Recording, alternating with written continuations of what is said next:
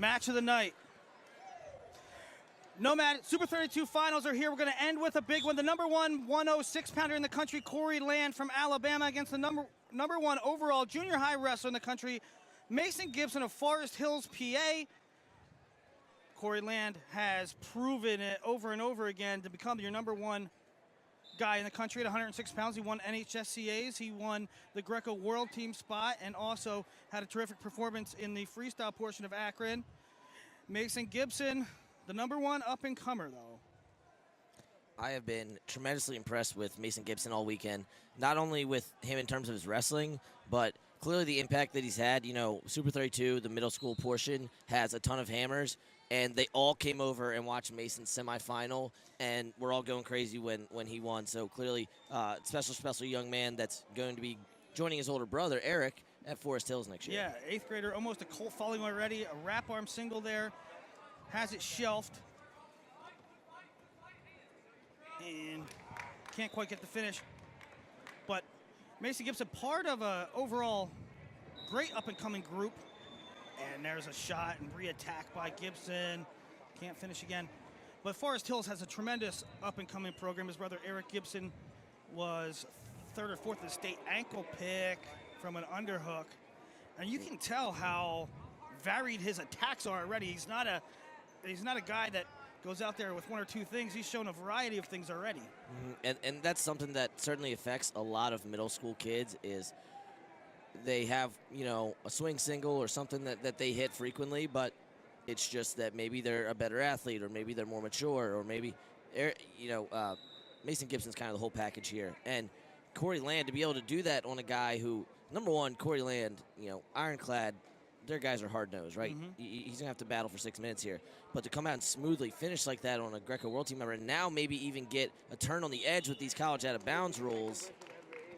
But and that was a time stoppage, not an out-of-bounds stoppage. But yep. 2-0, takedown, ride out, and Mason Gibson came out and was very offensive. Almost all the attacks were from him. Very poised in his semifinal, was up against Maximus Martinez. That's another thing, is that not just the talent and the skill, but the composure to get through a tournament like this against really seasoned guys. Land looking for a bar arm tilt there, doesn't get it. Out is Mason Gibson, 3-0 lead. Gibson beat Mac Church, you know, who was in the finals of Akron. He beat Maximus Martinez, who was in the finals of Akron. I mean, so he's beaten. And the cartwheel there to get out of that throw attempt. Now Land, meanwhile, was mowing people down. A couple techs, a couple majors, and some decisions that weren't really close. So he kind of showed why he's the number one guy in the country and making the finals pretty easily. And I imagine his ranking isn't going to change, win or lose here, depending on how he does against Gibson. Obviously, he's down 3-0 right now, about halfway through the match. No, his rankings will not change. However, expect him to move up. This is probably the last time we'll see him at 106. And there's a throw by again from a seat belt or an underhook position. And just dominant is Gibson so far through the first half of the match. 2 takedowns and an escape to 0 for Land. And, you know, not that it much matters right now as he kicks him loose, but he doesn't look, I mean, he's not doesn't look like a full 6-pounder yet. No. Which is scary. Yeah. And Land, you know, only just a sophomore, so we imagine he'll still be a lightweight, you know, college age. But, you know, as you said, going up, he's got room to grow. And, of course, in Alabama, right, Alabama's got some solid kids. You know, they had an All-American a couple years ago for Cornell. And, oh, wow, coming in on that shot there. But Gibson squaring up and see if he can break the lock. Now, here's the first time we'll see Mason Gibson's defense. That should be 2 there. Gets in the other boot, and he strikes. 5-3 now, short time in the second. Now, Land, good on top. I haven't seen Gibson really get exposed in any way on bottom, but he's wrestling a kid a little bit older than him, right? Guy who's been through, I mean, obviously Mason Gibson has been through the whole middle school field, right? That's why he didn't even do middle school here. He went up to high school. But Land been through NHSCAs, Akron, a full high school season. Now, time ran out there, but I was wanting to see if he could get a turn. So if he gets free here, Got ourselves a 1-point match. Now, no stalls against Gibson. I haven't seen Gibson give up any stall points here.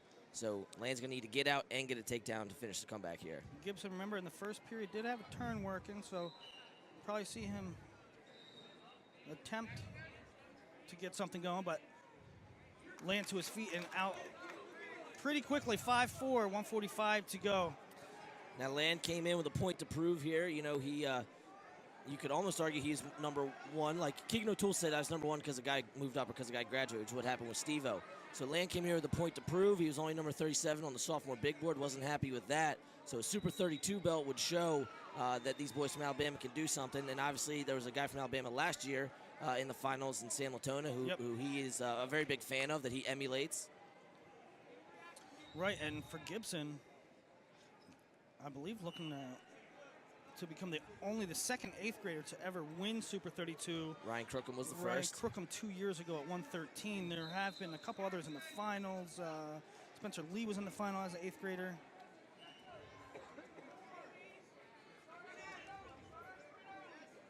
Final 50 seconds of this match now.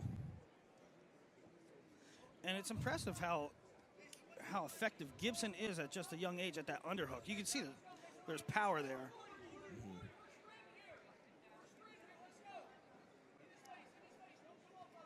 Ironclad coaches wanting Land to get after him. Now, if I was him, I'd start my sprint right now. You know, you got 30 seconds left here. You kind of want to leave the chance. As I say that, though, Gibson trying to run through a knee pick. Hard whizzer here. Good timing on that, too. It seems like as soon as Land wants to go, Mason comes right back with something. Gibson on the edge. Can hang out here with these college out-of-bounds rolls. And I think he's going to be able to do it. Willie Saylor, for just the second time in history, an 8th grader has won Super 32 high school division. Mason Gibson is your 106-pound Super 32 belt holder. Just an 8th grader, and man, can't wait to see what's in store for him. Absolutely. Great call by you, putting him number one on the big board. And Corey Land, Lord help all those Alabama kids that have to deal with him this season.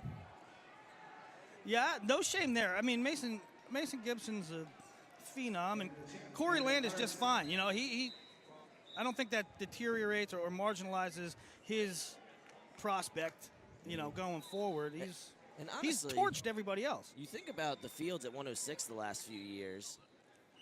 Kids haven't necessarily finished off, and he got second here, so probably the best performance by a number one to 106 in a while.